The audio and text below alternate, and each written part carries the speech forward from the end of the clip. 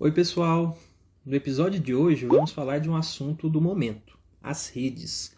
E é bastante comum relacionarmos as redes ao contexto do mundo digital, dos aplicativos, das ferramentas de comunicação. Em resumo, das redes sociais. Mas será que quando falamos de redes estamos tratando apenas disso? Se pararmos para pensar, essa palavra está historicamente presente no nosso cotidiano e pode remeter a um objeto, a um conjunto de fios, a uma malha, ao ambiente virtual, entre outros. Há uma variedade de significados quando pensamos em redes, como dizia o geógrafo Milton Santos. Dentre eles, podemos estabelecer alguns paralelos envolvendo as redes com alguns temas. As atividades que realizamos no nosso dia a dia estão diretamente relacionadas e, em muitos casos, dependem de redes. Para nos deslocarmos de casa para o trabalho, escola ou lazer, para consumirmos água tratada e realizar as necessidades domésticas, para termos acesso à energia elétrica, para carregar a bateria de celulares ou mesmo para nos conectarmos ao mundo digital, à internet, estamos fazendo uso de redes de água, de energia elétrica, de esgoto, de internet, de transporte, só para citar alguns exemplos. As redes, quando pensamos nas infraestruturas, possuem um aspecto material, um formato, um conteúdo científico e tecnológico. Logo, são conhecidas como redes técnicas. Em muitos casos, as redes traçam os contornos e traduzem a organização territorial de nossas cidades e regiões. Muitas cidades surgiram a partir de uma rede, a exemplo de estradas, rodovias, ferrovias e até mesmo da instalação de uma rede como a telegráfica. Nesse caso, as redes dão origem às cidades, mas também há casos em que as redes se expandem para atender às demandas e determinações das cidades. Em síntese, há redes que deram origem a muitas cidades, do mesmo modo, há cidades que deram origem a muitas redes.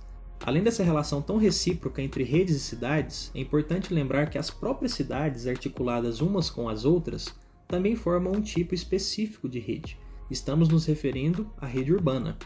O geógrafo Roberto Lobato Correia conceitua a rede urbana como um conjunto de centros urbanos funcionalmente articulados entre si. Podemos considerar dois sentidos principais quando falamos de redes. O primeiro, já destacado anteriormente, diz respeito ao seu aspecto material, científico e tecnológico das redes. Esse sentido é fundamental porque viabiliza a circulação ou movimentação de pessoas, bens e informações. O funcionamento das cidades e das regiões depende de redes bem articuladas. Já o segundo diz respeito ao sentido político das redes. Trata-se do modo como as redes são planejadas, implantadas e controladas. Podemos explicar esse sentido com uma pergunta básica: de que maneira, por quê, por quem e a que fim uma determinada rede é implantada em um determinado lugar? Essas perguntas podem ser feitas utilizando como exemplo uma ferrovia. Ao ser construída em uma determinada região, você pode perguntar: como, por quem e quando ela foi construída? Ela irá atender a quais objetivos?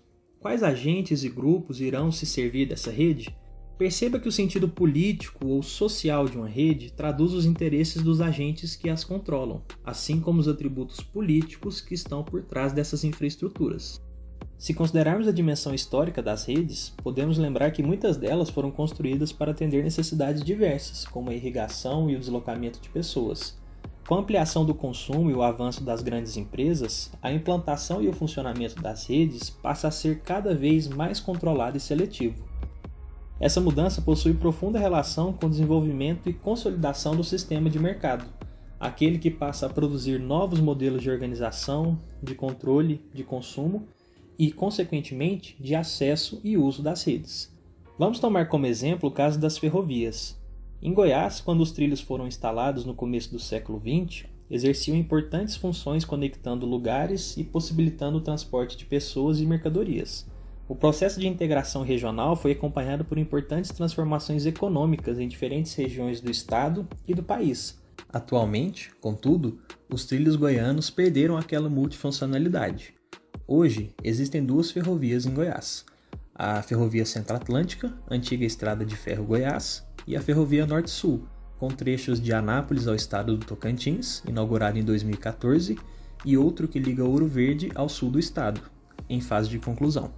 No país, apenas 3 trechos de ferrovias transportam pessoas: a linha Serra Verde, que liga Curitiba a Paranaguá e é voltada ao turismo, a Estrada de Ferro Carajás, que liga Parauapebas, no Pará, a São Luís do Maranhão, e a Estrada de Ferro Vitória Minas, que liga a capital capixaba à capital mineira. Esses trechos, contudo, estão longe de atenderem a demanda por mobilidade interregional que o país possui. Para se ter uma ideia, em 1950, os trilhos transportavam mais de 100 milhões de passageiros no país. Em 1996, esse número caiu para 4,3 milhões.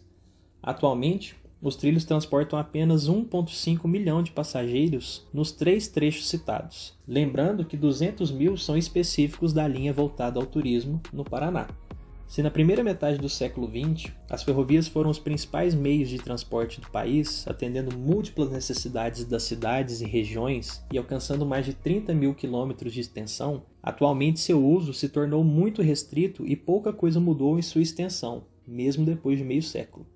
Voltada basicamente para a exportação de commodities, que são aqueles produtos de baixo grau de industrialização, como minérios e grãos, os trilhos hoje tiveram seus usos muito reduzidos. Enquanto diversos países do mundo investem em redes ferroviárias de alta velocidade, o Brasil ainda fica refém de sua dependência ao rodoviarismo e ao uso muito limitado de suas ferrovias. Para ficarem alguns exemplos, a China construiu mais de 35 mil quilômetros de ferrovias de alta velocidade somente na última década. Países como Coreia do Sul, Taiwan e até Marrocos têm inaugurado importantes ferrovias desse tipo para atender a mobilidade de pessoas. Podemos voltar àquelas questões do início desse vídeo. Por que o uso de uma rede tão importante para o desenvolvimento de um país se tornou tão restrito no Brasil? Como o país chegou a esse ponto? E o que poderia ser feito para alterar os rumos e os horizontes dessa rede no Brasil? Bom, essas são questões que certamente precisaremos de outros vídeos para responder. Mas podemos concluir com essa história das ferrovias que as redes são importantes instrumentos de integração e de desenvolvimento, mas também são utilizadas para restringir, controlar e beneficiar apenas alguns poucos setores da economia. Construir um outro sentido para as redes no Brasil, especialmente para as redes ferroviárias, é um grande desafio. E embora o caminho seja complexo e sinuoso, essa construção é muito necessária e começa por entender o sentido das redes, a sua geografia e a sua história. E aí, vamos entrar nesses trilhos? Eu sou Lucas Calil, geógrafo e doutorando em Geografia pela UFG, e narrei esse episódio elaborado para a websérie E Se Essa Cidade Fosse Minha. Essa série foi patrocinada pelo Conselho de Arquitetura e Urbanismo de Goiás, CAL Goiás, e pretende abordar o patrimônio, a cidade, a periferia, segregação espacial e direito à cidade. Um abraço e até a próxima!